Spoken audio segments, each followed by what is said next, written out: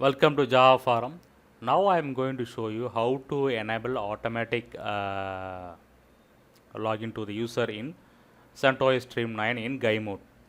So now I open settings, left menu users, unlock, provide the root password. So here you can see that toggle button is disabled for automatic login. So enable the toggle button. So automatic login is enabled now.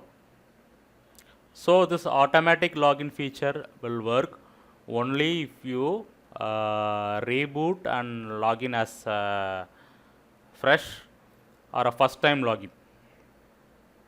So log out and login will not work.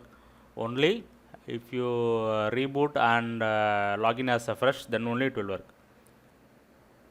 Yes, so I can able to log in without providing a password after rebooting. That is fresh login. So without providing password, I can able to log in. So this is how we need to enable the automatic login to the user in CentOS Stream 9 in GUI mode.